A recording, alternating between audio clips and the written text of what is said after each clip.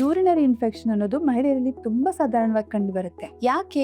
ಮಹಿಳೆಯರಲ್ಲಿ ಮೂತ್ರ ವಿಸರ್ಜನೆ ಮಾಡುವ ಯುರಿತ್ರ ಅನ್ನೋದು ತುಂಬಾ ಚಿಕ್ಕದಾಗಿರುತ್ತೆ. ಯೋನಿ ಹಾಗೂ ಗುದದ್ವಾರದ ಹತ್ತಿರನೇ ಇರೋದ್ರಿಂದ ಇನ್ಫೆಕ್ಷನ್ ಬೇಗ ಆಗ್ಬಿಡುತ್ತೆ. ಇನ್ನು ಡಯಾಬಿಟಿಕ್ ಪೇಷಂಟ್ಗಳಲ್ಲಿ, ಪ್ರೆಗ್ನೆಂಟ್ ಇರೋರಲ್ಲಿ, ಇಮ್ಯುನಿಟಿ ಕಡಿಮೆ ಇರೋರಲ್ಲಿ, ಆಗ್ತಾನೆ ಮೈ ನೆರೆದಿರೋ ಹುಡುಗಿರಿರ್ಬೋದು ಅಥವಾ ಮೆನೋಪಾಸ್ ಆದ ನಂತರ ಟ್ರಾವೆಲ್ ಮಾಡುವಾಗ ಶುಚಿತ್ವದ ಬಗ್ಗೆ ಗಮನ ಕೊಡದೇ ಇದ್ದಾಗ ಕೂಡ ಯೂರಿನರಿ ಇನ್ಫೆಕ್ಷನ್ಸ್ ತುಂಬಾ ಕಾಮನ್ ಆಗಿ ಆಗುತ್ತೆ. ತಡೆಗಟ್ಟೋದು ಹೇಗೆ?